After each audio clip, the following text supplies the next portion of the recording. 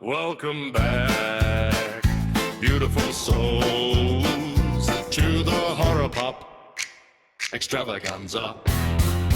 Hello and welcome back to Those Movie Guys podcast. This is a very, very special episode of the show today. We've done some interviews in the past. I like sitting down. I like talking movies. I like talking about all areas of film. But today is a super special day. And anyone who's listened to this show for any amount of time knows that I am a huge fan of horror. And I've been that way since I was a kid. There's just something magical about the horror genre. I feel that we can feel things intensely with horror. You feel emotion very strongly with horror. And one of my favorite franchises, I think when you talk the pantheon of horror franchises, there's names that come up. There's A Nightmare on Elm Street, Friday the 13th, Halloween, and then, of course, the Texas Chainsaw Massacre. These have become cultural, they're so relevant in the horror world. All of my horror friends that I talk to on a daily basis, these are the conversations that we have. And our guest today, I cannot begin to express with words how excited I am to have her on the show. And we will talk horror because she is one of my favorite scream queens of all time. But you've seen her in a ton of other things, man. The Mentalist, Grey's Anatomy, Nip Tuck, NYPD Blue, L.A. Law, Suddenly Susan. Yeah, I mean, How the Grinch Stole Christmas, Sharknado 4, Tales of Halloween, Contracted, one of my favorite horror movies of the past decade, Days of Thunder, The Legend of Billie Jean, man. I'm sitting down and talking with, and if you can't hear the excitement in my voice, it's palpable in the room I'm in, with the amazing, the wonderful, the talented, the beautiful Caroline Williams. Caroline, welcome to Those Movie Guys podcast. Thank you. Thank you so much. I'm so happy to be here. Oh, we are so excited just to have you on the show. And before we get into a lot of the movie stuff, I want to take a step back and maybe look into your past a little bit. And where did the acting bug come from for you? How did you even get into the world of acting? I had started work. I was living in Texas, and the movie industry there was starting to grow. The film Urban Cowboy had been shot there, and that was a very big deal there.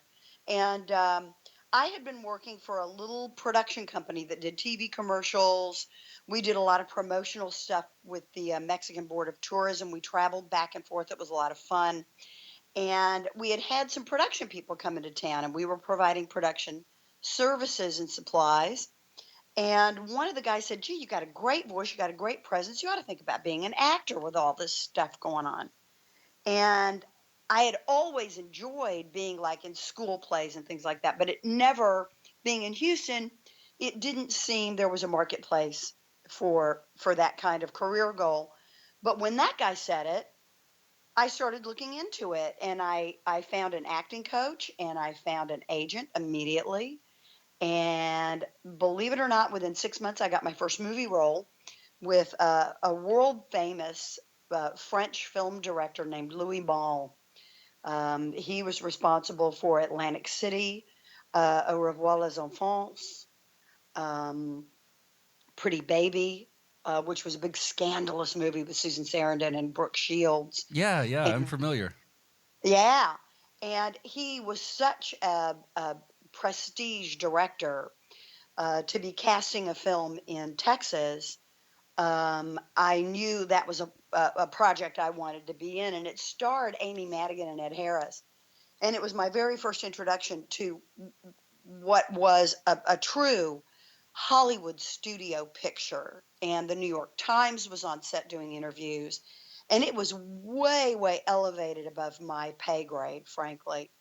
But I did get cast, and I did have the opportunity to act opposite these phenomenons, because at the time their careers were only beginning, and they were getting tons of press, and it did wonders for me. So from that production, everything just continued to grow in Texas until the opportunity came up for the Texas Chainsaw Massacre 2. And so let's talk Texas Chainsaw 2. So again, anybody who's listened to this show for any amount of time knows my love for the Texas Chainsaw franchise. And so the second movie, and now had you seen the original Texas Chainsaw before jumping on board for the second one? Well, I had seen a decent slice of it. I had been in Texas. I had gone to Texas OU weekend, believe it or not. I was dating an offensive lineman for the University of Texas, and I had gone up for the Texas OU game. And after the game, we had gone to a party, and we had also been to Armadillo World headquarters that night. And it was 1974, and somebody had a bootleg copy of the movie, and they were projecting it on a wall in this guy's house Oh, where that's we were at this awesome. party. And I remember walking into the party and I look over at the movie being shown, and that was when Pam went on the hook. Oh, yes. And I mean that, it's very similar to John Carpenter's Halloween. You're in the closet watching all this shit go down. Um, the cinema verite style just slammed me in the face, and it, yeah, it made a very, very strong impact. I would not see the movie all the way through until about 1985, when the rumors began percolating that there was going to be a sequel. Oh, And I, okay. and I thought, I need to know this fucking movie. I'm from Texas, and Right. everybody's seen it, and now this thing's come up. I've got to watch the movie. It's become now for me an annual sort of a pilgrimage. I go back to it every year, and my sons, of course, are into war. So Christmas Day is usually our time to sit down, you know, watch the movie, enjoy it. By then, I mean, by now, obviously, I have lived this life Right. within the Chainsaw family, and it is a family because all of the participants, basically in the first two films, we are friends. And were friends, and those who have, you know, uh, gone before us are still very much a part of our minds. I was very close to Marilyn Burns. She and I were very, very close friends. Um, I was as close to Toby as most people think they could be to Toby, because he was not a guy who invited intimate relationships or friendships. Right. And even the people that he knew best and most found him hard to know and found it difficult to get to sit down with him. And I did so rarely. But over the course of the years, we certainly got to know one another a lot better. And, he gave me everything I have. And um, That's it. And I've watched all the documentaries and all the behind the scenes on as much as I can get of the chainsaw world. I've tried to take in, tried to experience. And that first one is one of the reasons that I love horror the way I do today. Was that and Carpenter's Halloween. oh, Halloween, yeah. it just punched me in a way that I've never really. That and The Exorcist, that did a number on me as a teenager. Night of the Living Dead. Night, Night of the Living Dead. And the thing that I loved about Night of the Living Dead is I grew up as a kid on the classic Universal monsters. I grew up on Frankenstein. That was my very first introduction to horror. I was probably 4 or 5 years old watching that in front of the television. oh, so Uh, good. and the thing is it didn't scare me as much as I loved the Frankenstein monster. And I didn't understand what happened with the little girl and why she was dead. I thought he tried to rescue her. Right. I projected so much story onto that monster because as a child, I felt like I could see his vulnerability, and I could see his humanity, frankly, even though he was a monster. I could see his humanity. I also remember Lon Chaney's version of um, The Wolfman? no, well, the Wolfman as well, obviously, Right. but he also did. He Oh God, The Hunchback of Notre Dame, right. and I had seen the silent version. Oh, so Uh, you're talking Lon Chaney Sr. Lon Chaney Sr. Right, right. Uh, and no, wait a minute, Charles Lawton. Got to change that. I had seen the Lon Chaney Sr., but I also saw Charles Lawton in the remake, because of course they remade movies back then too, with I think it was Maureen O'Hara, Maureen O'Sullivan, I can't remember exactly the actress, but that also made a very strong impression on me, because these were these were people that were very vulnerable. They were being bullied. They were being mercilessly tortured by people who were so much more fortunate to live normal lives and be normal people. Same thing with Wolfman, the Invisible Man, Creature from the Black Lagoon, Godzilla. All of these creatures, to me, had such an essential humanity, and I was never able to really get past that. I never wanted them to die, you know. Yeah. And it's one of the things that makes me so happy about Guillermo del Toro's The Shape of Water. Uh, the creature from the Black Lagoon finally gets the girl. Right. And that, the romance of that movie, the original, and then the continuation of that theme in this new film is just so heartening to me. It's just such a wonderful, it's poetry. And he's the best modern kind of Oh, folktale, fairy tale storyteller doing it today. entirely. And what he has done to me, for me, I don't know if you've seen La Orfenata.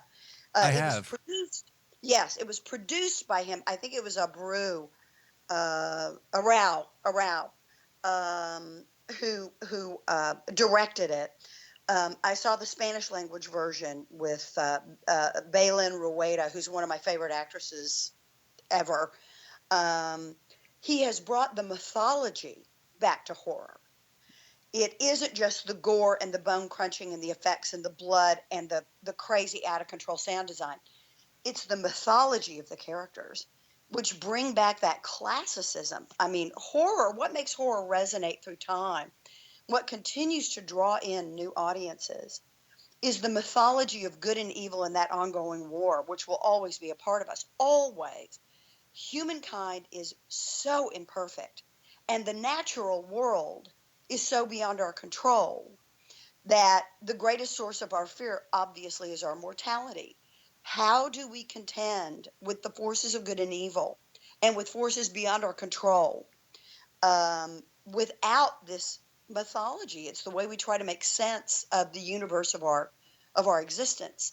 And that's why these outside characters, these monstrous characters, these frightening characters, my oldest son is autistic, and from the earliest age, he embraced Victor Crowley. When he saw the Victor Crowley monster in the original Hatchet film,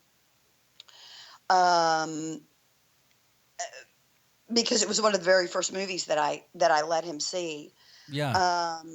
The fact that these monsters do not have a way to communicate, they do not have a way to make their fears, desires, happiness, joy, challenges. They have no way of making themselves fully human to the rest of the world. And my son instinctively got that, and to this day does. That to me is the quintessence of horror and its functionality within our culture.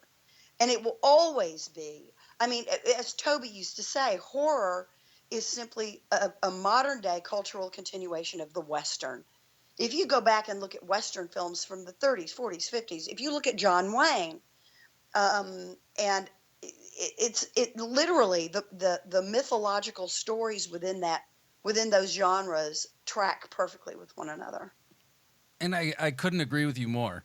And I have always, and it's amazing to hear you say that. It warms my heart like you wouldn't believe, because I've had that conversation so many times and about film in general. And the idea of film is, I don't feel that movies are us understanding and representing life, but it's our attempt to understand life as we try to figure out maybe even some of these metaphysical ideas that are out there. And, the idea of what it even means to be a human being. And you spoke of the universal monsters. One of my personal favorites is The Bride of Frankenstein.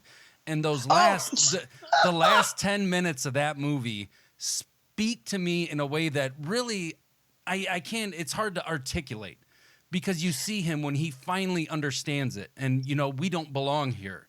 He knows who he is, but at the same time, you're right, they were just misunderstood the entire time. And I've actually had this argument about Leatherface. I've always said he was a product of his environment. Totally. Yeah, if he would have been put in any other situation, he would have turned out to be. And there's the recent films where they're trying to bring in a lot more of the backstory, but I think he was always just he was doing what he thought was the right thing to do because that's what he was conditioned to do, not because he was inherently an evil person, but because that's the environment that he came from. And I've always loved that about the character and horror in general. Entirely. And also the nature of the mask. The thing that I love that James Whale did with the Frankenstein films, and he was so far ahead of his time. I mean, it was such a, the beginnings of film and of the film industry and story were so revolutionary because women have always been an integral part of the film business. The women today act as though they're operating on some kind of plantation and they're slaves and they have no agency.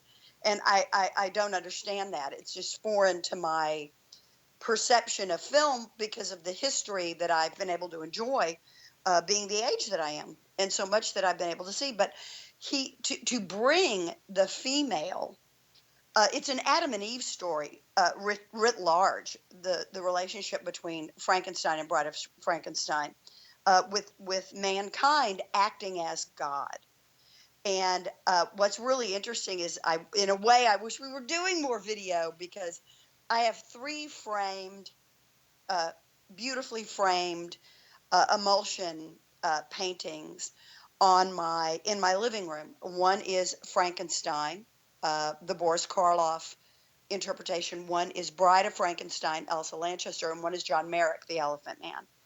Oh, And beautiful. those, yeah, because in many ways, Lynch, oh God, help me. Eraserhead? No. Oh, Although Eraserhead is a part of that. right. I'm thinking David Lynch. Yeah. David Lynch was the director of The Elephant Man. Yes. And he also did Eraserhead. Once again, we are looking at those who are aliens to us, their Right. inherent vulnerability, that they are seen as evil and as monsters and as monstrous. And when you look at the present day Leatherface, when you look at the masked monsters, they're always monsters. Jason from Friday the 13th.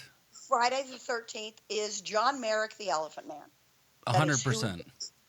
And I think people don't maybe get that. Sean Cunningham would probably never say that that's what the deal is, but that's the way I interpreted it the first time I saw it. So there is that inherent humanity within these monsters, and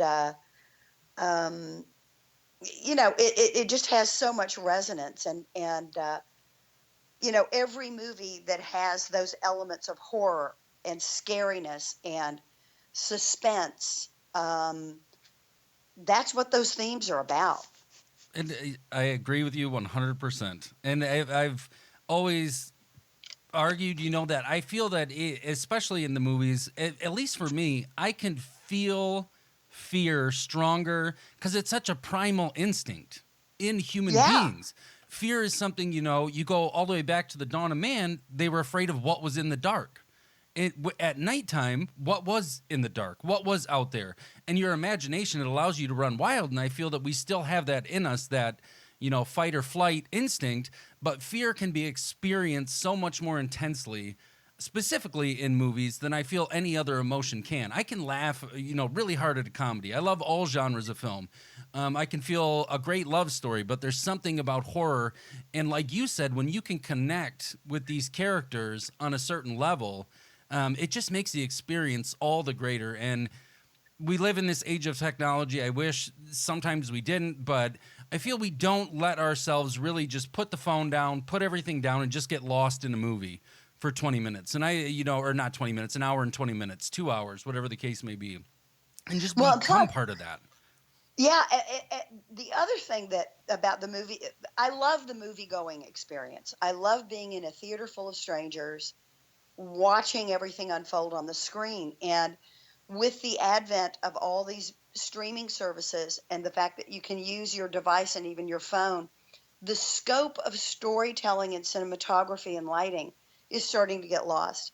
one of the things I've always loved about film, and one of the things, once again, one of the things that I believe horror does better than anybody else is its treatment of light, dark, shadow. It completely embraces the forces of nature that we have little control over. And it's integral to the power of that storytelling. And it brings us back to an almost childlike state, where as the story unfolds, we are literally led along by our filmmakers. It's not like a rom-com.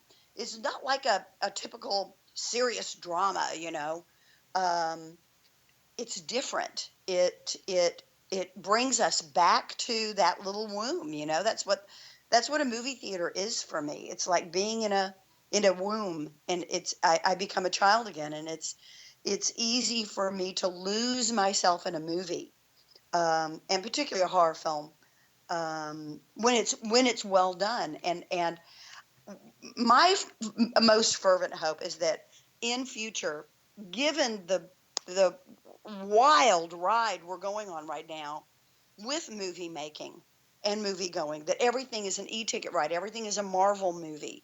Um, I'm hoping to see more independent filmmakers start offering and being offered these more independent and smaller venues where we can all gather together and experience our films together.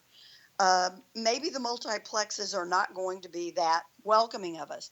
I get the distinctive feeling with the success of it, and with the success of some of the bigger budget films, some of these chains might start extending themselves to the indie filmmaker a little bit more, because the nature of the products are becoming so much better. The biggest challenge that I see for indie filmmakers, they write these extraordinary stories and these wonderful scripts. I see so many of them. It's so difficult to get the funding necessary to bring that dream and that vision alive. And, you know, if there's anything about our discussion today that will inspire filmmakers and investors to put a little bit more trust in one another, to start creating these really terrific products, I think it's a wonderful money-making endeavor. I think it has a genuine commercial payout. And I think, strangely enough, you know, we're perfectly positioned for this stuff in the times we live in today. That's not even a political statement, because I don't get political about stuff necessarily. But I think the process of invention and reinvention is starting to happen again. I really see it in the indie film community. And I'm hoping that those investors will step up and start helping these filmmakers make these wonderful films. I am with you there. I want to see more of it. And a lot of stuff I have to search and find. Being where we're at in Michigan, we don't have a lot of small theaters around us. When I was living out in Oregon, I was in Portland. And there were so many great theaters that would show these little indie films. And it was actually, Totally. you talk about the movie going experience, and I go to the movies probably once or twice a week. I'm with you in that I just love the experience of the movie theater. But again, I don't know if it's technology or people just don't respect the screen. They don't respect the filmmaker to give them their undivided attention. One of the last movies I saw before I left Portland to move back to Michigan, they actually did a screening of 74 Chainsaw, and it was the most wonderful experience I ever had. Everyone sat in there quietly and just took in the movie. And I know everybody who was there with me is like me and has probably seen this 30, 40, 50 times. You know, everybody could have started laughing and screaming, "Look what your brother did to the door!" You know, all of that could have taken place, but everybody just took it in and said, "This is a once in a lifetime opportunity." And I wish I would have been able to see stuff like The House of the Devil on the big screen, but it just doesn't ever. Or even The Void from last year, I wish I would have had gotten the chance to see on the big screen. But right now, it's become such a monetary commitment for the theaters to make sure that they're showing your big blockbusters, you know, on 3 screens as opposed to just one and then lending one out. We didn't even get The Disaster Artist up here, which I was super excited about, but it's a 2-hour drive to find that stuff. So a lot of the time it is hanging out and waiting till it hits video on demand, or you can find a physical copy somewhere. But I'm with you in that I hope we start to see more of that, because there's some great filmmakers out there who are doing amazing things, but they Oh tend yeah. to be, it's and with the amount of content we have now, and this is my perception anyway, is there's so much content that even when you find something amazing, it comes and goes so quickly because there's always It, something new right there. it's a flood. It's like a fire hose, and trying to focus. Like you said, trying to keep up with a release when it hits. I mean, you really have to be locked into your local movie theaters, and it does make it awfully difficult. Um, I liked what you said about the movie going experience. How you know the attention spans have become so incredibly shortened, and Hmm. and um, how difficult it is just to maintain normal movie theater etiquette. you Yes. know, Yes, you would that's a not believe tough one. the things I've seen, and I pride myself on this. But anytime I take my kids to the movies, and we go a lot, I always ask them when we sit down, "What are the rules?" And they say we're not allowed to talk, but we can laugh if something's funny, and we can get excited if it's exciting. But we're not allowed to talk during the movie. We just sit and watch the movie. And for me, it's okay. I'm teaching them just to be polite to those around them, but at the same time, it's like just sit and enjoy it. Just let Yes, yourself get lost. And I'm a little bit of a weirdo for this, but I like to go to the movies by myself. I don't really enjoy, because even when I go with people, we're just going to sit there quietly anyway. I don't want to have any kind of discussion while this is happening. We can talk for hours on end over coffee or tea, whatever the case may be after it's over. But while I'm there, I just want to sink into that seat, put my eyes there, and be completely consumed visually and with sound, and look at this creation. It's like appreciating a painting or any form of art, a piece of music. I like to listen to music with headphones on. I like to hear those little subtle notes in the background if I can. And it's the same way with a absolutely. movie. You just gotta just be in it. Just let yourself be in it. I remember the first movie I ever went to see by myself without any friends with me was Top Gun. And when I left the theater after that experience, I thought to myself, I don't know how I'm going to go to movies with people anymore, because it's like you have to plan for the showtime that suits them. And it's like you said, it's a little bit like travel. It's like I want to do what I want to do. Yeah. I want to see what I want to see. I want to sit where I want to sit. I'm one of those people that I've discovered out here. If I go to the first showing matinee on weekends, nobody's there. And it doesn't matter how big the movie is. I mean, Marvel movies, yeah, you're going to have a theater full of Right. people. But for the most part, other releases, horror releases, Friends films, if I go to the first movie, number one, I save a little money. But number two, I'm one of a handful of people essentially getting a private screening. Which is the And best way to do it. it is awesome. And you can really experience the luxury of that story, without having people talking to you on popcorn, going to forget it. Right. I mean, I've spoiled myself. But you know you what? know, I'm 100% with you. I've gone to the movies like that for almost all of my adult life. I'll go to a showtime when I know there's not going to be a lot of people there, because I do I want to feel that and get lost in it, if it's the big stuff. But Star Wars, the most recent Star Wars, I went on oh yeah, Thursday night. I knew it was going to be a theater full of people. Surprisingly, they were great. But when I went to see it, I made the mistake of going at a later time. And somebody, first off, what kind of piece of shit brings their kids to watch it? But there's people in there with oh, 6 or 7-year-olds. And I'm thinking, like, what? Why? Do you need to see this movie that bad that you're willing to drag this kid along? Because I know the kid's not in it. They're not into this movie. But I will I mean, always shoot for an early showtime if possible. listen, a lot of people, I understand, they can't get babysitters, they don't have the money. They figure, what the hell? It might be a midnight movie, but I'm taking my kids, they'll fall asleep in the seats. The unfortunate thing is it never happens that Ever. way. Ever. So you have to just kind of grind your teeth and feel resentful the whole time. And and I hope, though, to your point, to just take it all and tie it all back together, I hope we see more people, these creative minds out there. There's actually some awesome filmmakers in Michigan. I received a screener recently for a new Troma release, and that's the kind of stuff for me that for our show, I've always watched movies, and my co-host and we met in the Navy. We were both just huge movie fans, just fans. I probably watched a dozen movies every week, just because I love the art form. I love to take it in. Sure. But seeing something like this, Hectic Knife, which is getting a Blu-ray release, I think next week. And talking to this Michigan filmmaker and his passion about it and seeing what he did. And Troma has its own aesthetic style. You know, they tend to release wild, over-the-top things.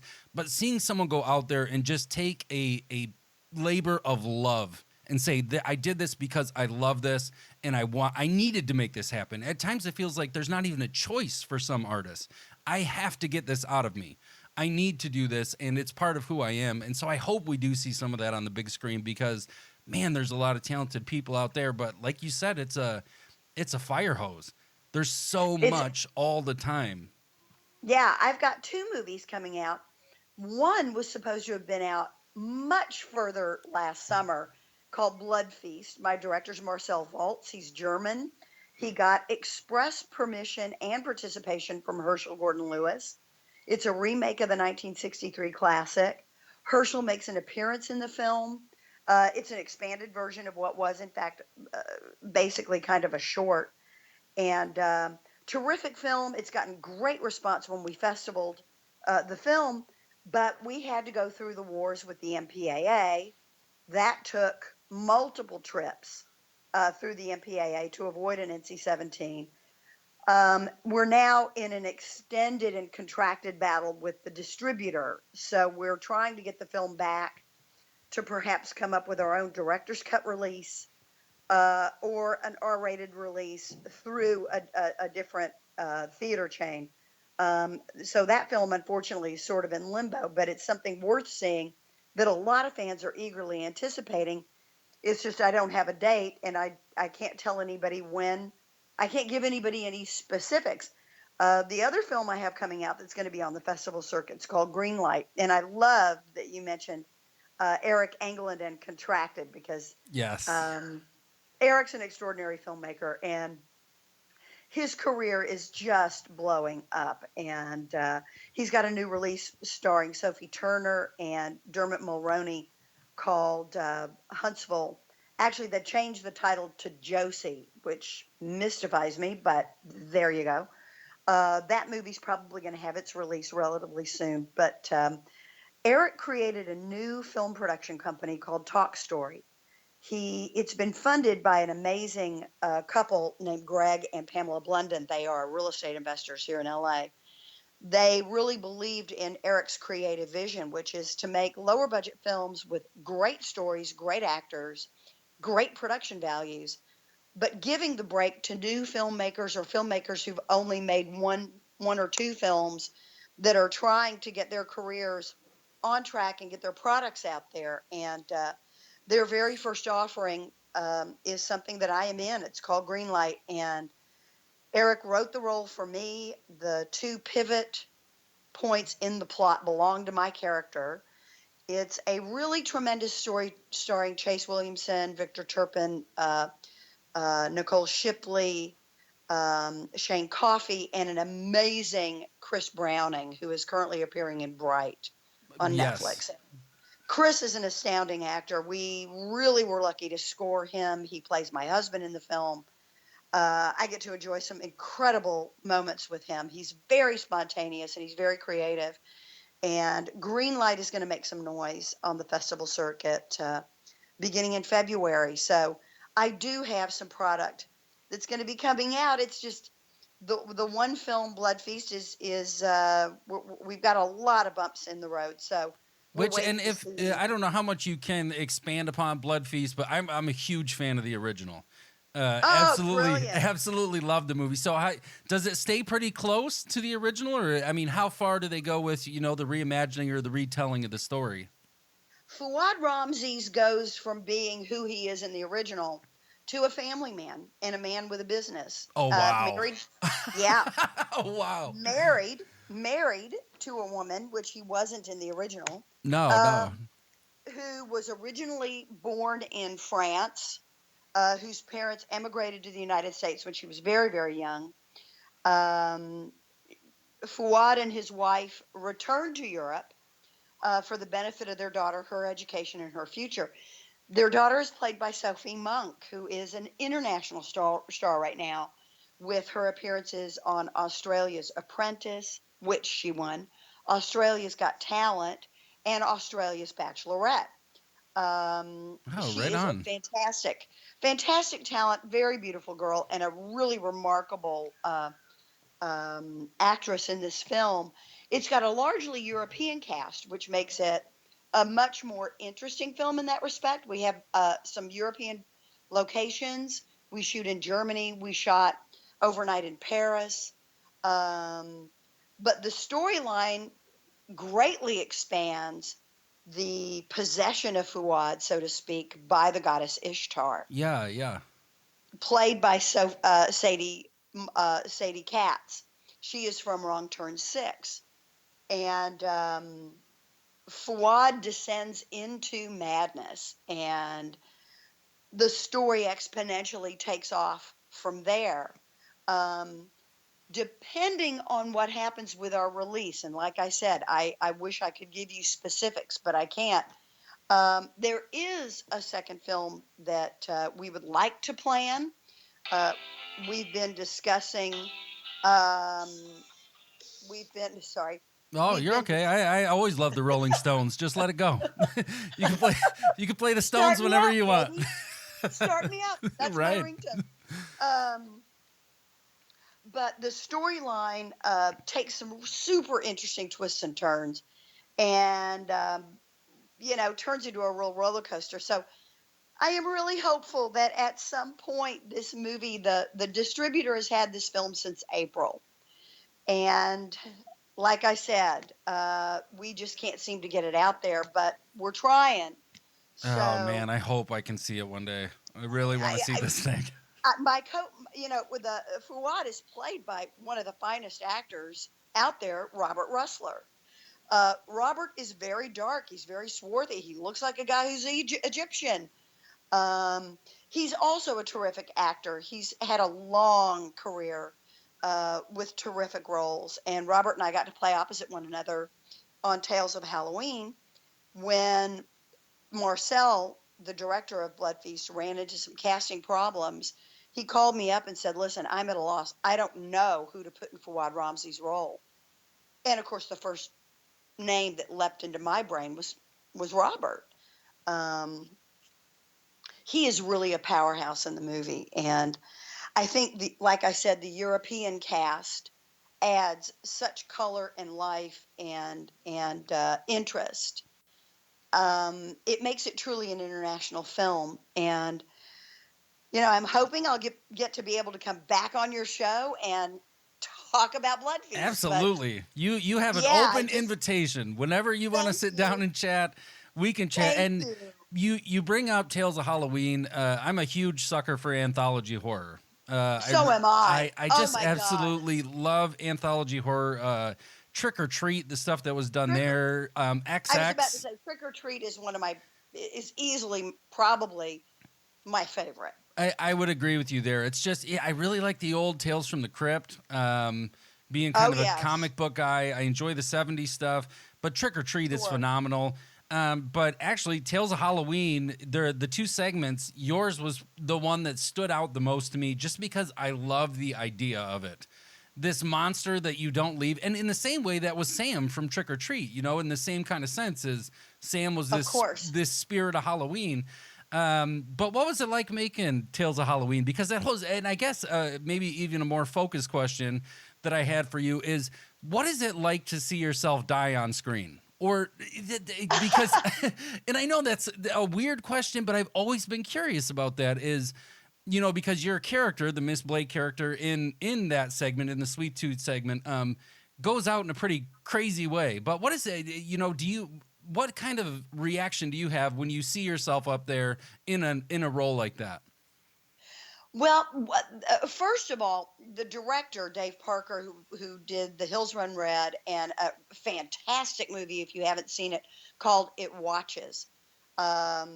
If you haven't seen those films, I absolutely beg you to go see them. Hills Run Red was a Joel Silver production, and Sophie Monk was starred in that film as well. It's an amazing movie, and put Dave Parker at the very top of my director's list a long, long time ago. So any opportunity to work for him. He's also a brilliant writer. He wrote Sweet Tooth. Sweet Tooth has been discussed as being expanded from the short in Tales of Halloween, being expanded into a full-length feature. Oh, that'd be which great. It really would. And the thing is Dave is the type of writer who can make that happen effortlessly.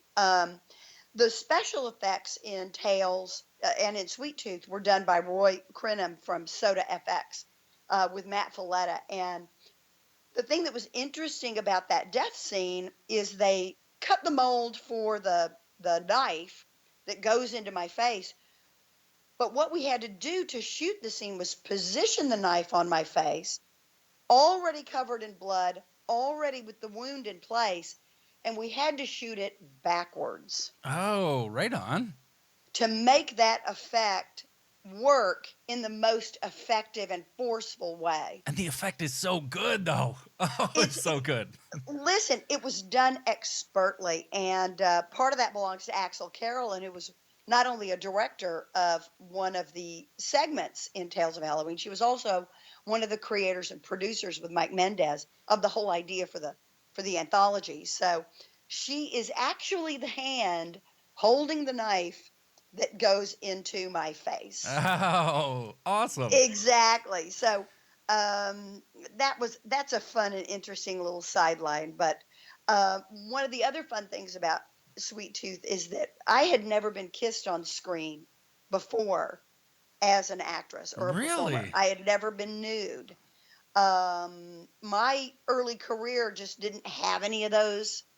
It had no sexual elements really until I got to the chainsaw scene in Chainsaw. And even then, I've got all my clothes on. So it's one of those things. But Robert Russler was my very first screen kiss. And then he becomes my husband, where we love it up in Blood Feast. So that's one of the more fun little twists. That's super cool. In my career. Yeah. And so before we start talking Chainsaw, because I know everybody listening would all the emails and messages I would get would be insane if we didn't. But you talked a little bit about your son and Victor Crowley. So your role in Hatchet 3, absolutely phenomenal. But Thank you. So going into the Hatchet, because I feel like Victor Crowley is such an amazing character, and Hatchet just doesn't get the same amount of love that, your Jason and your Freddy and your Leatherface. But for those of us who really like horror movies, everybody knows Victor Crowley. The comic books that are coming out now are fantastic. Absolutely. So you got to work with Danielle Harris, but what was it like working with Kane Hodder? I mean, Kane's a big human being, very big guy. He is actually not. Is he really? He's maybe 5'11" or 6 foot. Oh, he just seems his presence. Maybe they've just always totally. His presence fills the screen. Nobody else really could have inhabited that character in quite the same way as Kane. Kane has always, his early career was as a stuntman, and he played one of the Jasons, I think, in the Friday the 13th series. He played Jason a couple times. And so his ability to move and create character out of that very limited range, because if you can't use every tool as an actor, that's a challenge. That's a tough thing to pull off. I only had the one scene with Kane, which was lamentable. I only had the one scene with Sid, but they're both pieces of performance that I'm proudest of. Absolutely. Because the way Adam scripted that character, she was designed to be a continuation of sorts of the Stretch character from Chainsaw 2. Everybody has always wanted to revisit her, and I've now been able to do it in the Hatchet film. And Sharknado, then again, which Sharknado. I'm such a fanboy for Sharknado. Yes, Sharknado 4, listen. The Fourth Awakens. it's a family tradition. But also, I got that little 27 seconds in Jeff Burr's Leatherface film, The which is Reporter. Yeah, I remember. exactly, Yeah. exactly. So Stretch seems to always be lurking around, and I am an Easter egg in the new Victor Crowley film that is out. That, frankly, in my estimation, is the best of the series. I think it is absolutely the best of the series. And judging from the stinger at the end, I think we'll be seeing more of Victor Crowley in the future. I don't think Victor Crowley ever really dies. And I really hope he So, doesn't because I well, love that world, that the universe. thing that is I love the it. thing that the thing that's wonderful about it is, even though he may not be getting the genre love in the same way that the Jasons and the Freddys do, give it the passage of time. The passage of time is what creates those characters and brings them more vividly alive to successive audiences. I think Victor Crowley is going to have a long life. I think he has many more stories to tell. And as George Romero so notably said to Adam before his death, he said, "Why wouldn't you make more Victor Crowley films? Right. Look out over this audience. And you mentioned They're Night of the here for Living Dead and him." Romero. Man, that guy for me. And I've never really thought about it that way, but you're right. It does take time for these things to grow. Even with the Oh, Friday it the 13th does. franchise. I mean, they put out what, 8 movies in a decade? That's almost unheard of to put out that Who many could have, sequels so quickly. and But who could have known that the original Chainsaw, which screened in porn barns, right. people were so embarrassed, is now on AFI and the Library of Congress top 100 films of all time. And it still is so I mean, important. it's so important to every successive filmmaker, and not just filmmakers in horror. Steven Spielberg will tell you the inspirations that Chainsaw brought to him. Um, you know, um, we lost so many greats last year. We lost George. We lost Wes. Oh, We lost Toby. Um, it was not a kind year no. for our creators. But what is wonderful is we've got Eli Roth, we've got Adam Green, we've got Eric England, we have Dave Parker, uh, we have the Marcel Waltz, we've got Graham Denman now, who is following hot on the heels of Eric England as a creator. Um, we have a lot to be proud of within our genre. We have a lot to look forward to within our genre. Um, and all of these up and comers are simply inspiring new up and comers. Jill Gevorgzian. I wish I knew how to pronounce Javanka's name. The Saska twins. You've got these fascinating female filmmakers who have so many great ideas. Um, it's just a wonderful world for us right now. We are making money. We are driving the culture. We are influencing the most popular television series that are on TV now. When you've got Ryan Murphy embracing us as thoroughly as he does, he embraces horror more from a Robert Aldrich perspective, Right. which I love and respect as well. Hush, Hush, Sweet Charlotte. The Betty Davis series of horror is also something that I really loved as a kid growing up, because my inspirations as an actor were always Betty Davis, Barbara Stanwyck, Katharine Hepburn. Um, Betty Davis went there. Her intensity is leaps and bounds above what people have been trying to replicate what she did for the last 70 years. And unafraid, right. unafraid. And the fact that Jessica Lange has been willing to follow, Susan Sarandon has been willing to follow that, gives me a lot of pride and a lot of Lynn Shay. Oh, I love At Lynn. 74. I love Lynn. Locked up that Insidious franchise. It belongs to her. It belongs to her. I'm going to see it Saturday with my son. I plan to see it tomorrow as well. Yeah. Because I will support Lynn in anything she does. The woman has been there my entire life. She's been a staple of horror movies. Well, and a staple of comedy and a Oh, staple yes. of gross. She's done Farrelly movies. She is classically trained according to the Uta Hagen and um, just in the classic Stella Right. Adler um, in that mold. And I just the pride and the sense of identity that I have with her, and with Barbara Crampton, and with Brink Stevens, and with Brea Grant, and with Felissa Rose, and with Tiffany Shepis, and with Barbara Steele. We actresses have, as far as I'm concerned, a Shakespearean wealth of experience and product to embrace going forward. And I'm all I am is excited for the future. I love the way my life has opened up in the last year. Last year was a building year for me. This year, I think I'm going to get a lot of the rewards.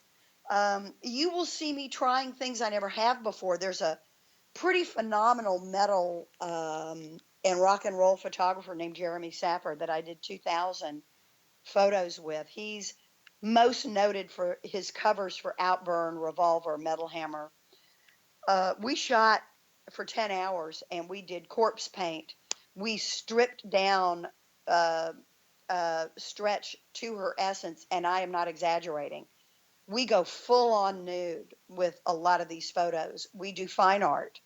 Um, he took me places in building characterization and playing roles in a Freddie oriented way that I had never gotten to explore before.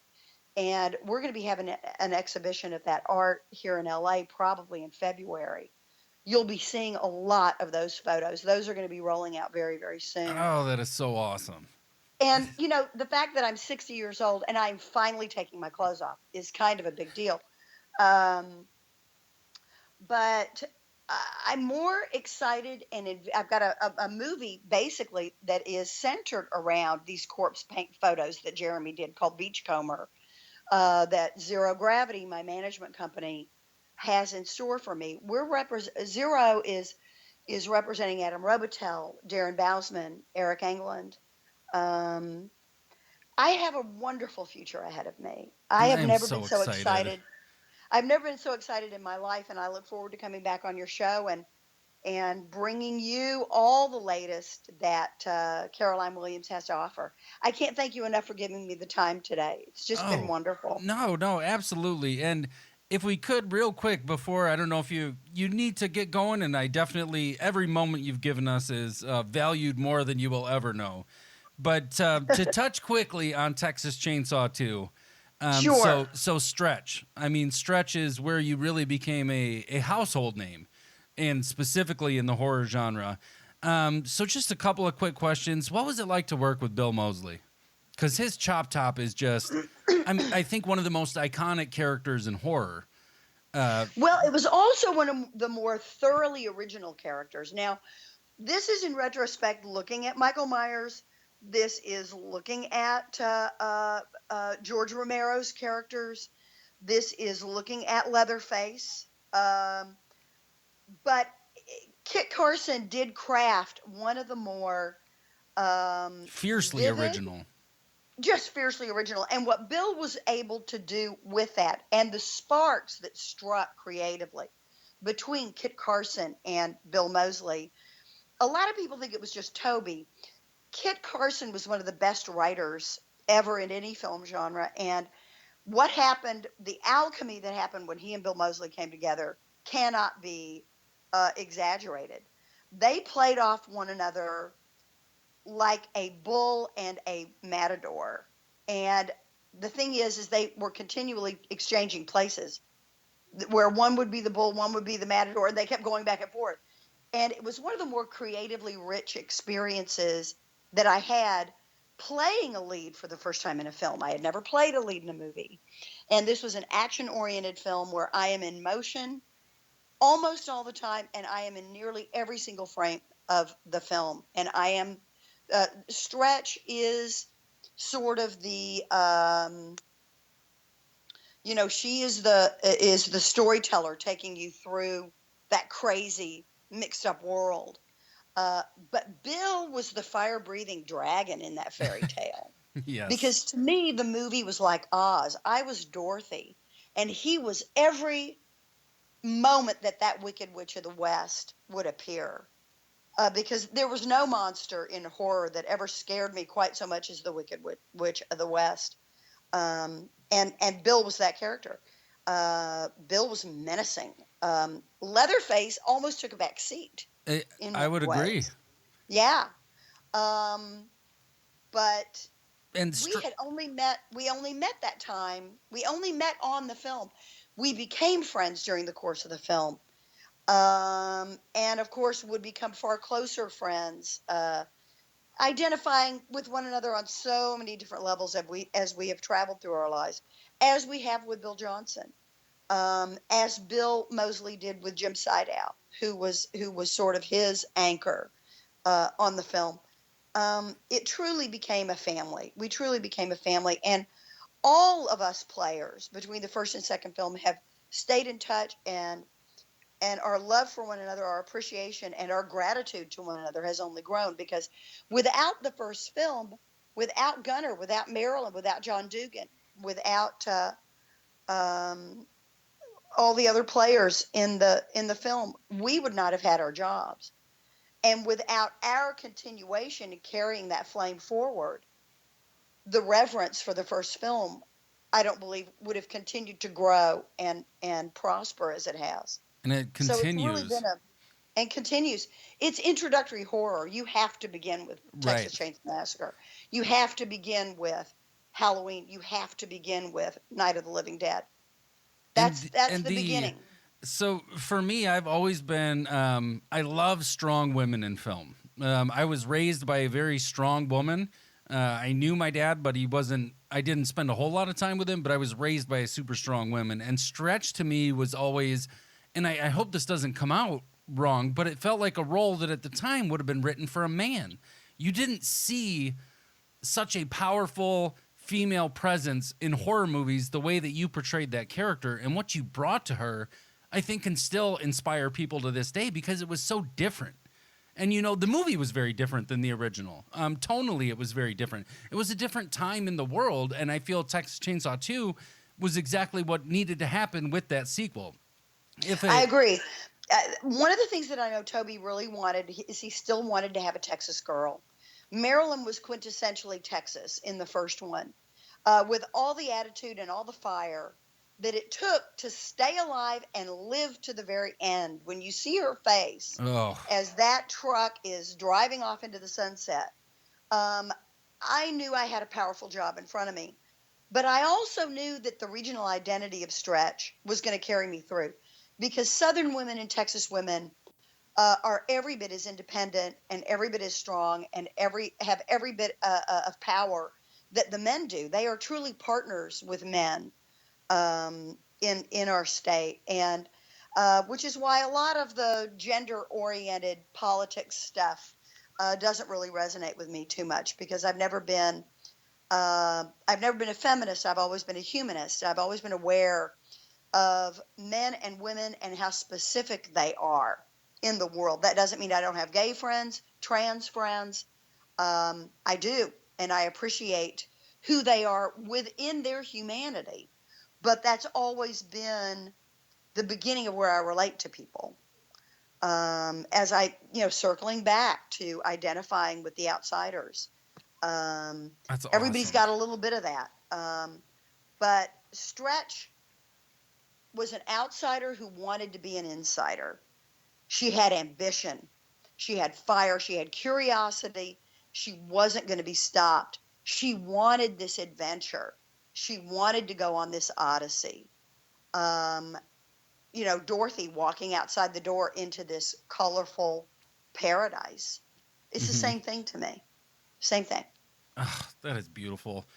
And so I have one final question for you, and this is a segment we do on our show every week. We have a segment called the Classic Pick of the Week, where we put down a couple movies that we feel everybody should see at one point in time. So if you had to pick maybe one out of a handful of movies that you will always recommend that somebody take the time to sit down and watch, What movie would you put out there? Oh, Jesus. I know, and it's a tough one. It is a tough You one. know, oh, God, that is so hard because there are so many. And you've mentioned so many good ones. And but you know what? Gosh. It is so hard. It really is. But it's something I like to ask. And I apologize for not prefacing our call with it, but I always like to get that spur of the moment. Or one movie that just means so much to you. For me, it's always something that I want to share with others. You know, it was Texas Chainsaw for me when I was a kid. You know what I would tell you it is? And it's somewhat obscure, but it is also very classic. It's from the German neoclassic period, 1931, Fritz Lang's M. Oh, it stars Peter Lorre. I love M. It is about a child murderer. It is a child sexual predator and murderer. It is pre-code. Considered one of the first serial killer movies. Easily. And it is chilling in a way that modern day films can no longer explore because everything is so open, available. You can do everything, right? But in 1931, you still had to observe. And this one was shot in Germany. This is a German film, and it's in the original German, I believe. And it stars Peter Lorre, who was one of the most multifaceted and interesting actors that was ever a part of Hollywood. But that's where I would go. I would go Beautiful with choice. Fritz Lang's M from 1931, black and white. I have a good friend in Germany who him and I always go back and forth because I'm a huge sucker for Scarlet Street. And him and I will argue between M and Scarlet Street all the time on which one is a good one. Yeah, Fritz Lang's but oh man, that guy was a genius. Fritz Lang. But yes, M, awesome choice. So where can our listeners find you? You may find me on the thing that's great is all my social media is under the same name on Tumblr, on Instagram, and on Twitter. I am Willie Caroline. WILLICAROLINE. And come join me. We've always got a lot of new and interesting things going on. Like I said, I've got the new product coming out soon. You'll be getting a lot of splashy PR on that. I do not yet have a website. I am trying to get my Shopify store up. I wish I knew how to do shit better, but I don't. Yes. But soon I will have my Shopify store up. I will be selling copies of Expressions magazine and The Graven, which will include my corpse paint and nude photos. And you'll be able to collect those. These are metallic prints. It's a very special printing process so that they really are studio worthy and they really are frame worthy. And they will be in bigger sizes. It's not going to be your typical 8x10. So, yeah, a lot of good, cool new stuff coming up. I look forward to getting acquainted with you all on social media. WILLICAROLINE. Beautiful. And again, and I will make sure that's all in the show notes. I know that I follow you. I run our Instagram page, and I follow you there.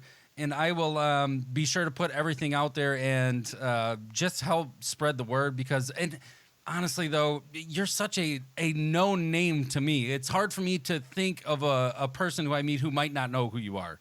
Like I say your name. Would I tell you, you know, I appreciate that, Joe. Thank you. Yes. So many people I talk to, and I was even talking to my daughter before we got on today, and she said, "Daddy, what are you doing?" And I was sitting here kind of thinking things over in my head. And I said, for the first time, sweetheart, I'm kind of nervous. I said, I'm gonna talk to one of my heroes, and it makes me a little bit. You know, I was a little bit on edge just because you've been such an integral part of my life and given me so much joy in life, and I can't thank you enough for that. Just taking art and so I like to draw, and I do things. I have a little Etsy shop, but I like to draw a lot from movies and stuff like that. But there's something about people who create, and I love bringing good into the world and creating and bringing something bright. And I feel like every time you're on the screen and I see you, you do that for me. So just thank you. I can't thank you enough. There's no way I could thank you enough for doing this, sitting down for the last hour and chatting with me. And I hope that one day we get to talk again about all your new stuff. If there's ever anything you want to sit and chat about, just let me know, and I will make sure that I have the time. I will make the time every time for Caroline Williams. So thank you so much for being on Those Movie Guys podcast. Joe, thank you so much. Hugs and kisses to those movie guys. And I look forward to talking to you in future, dude.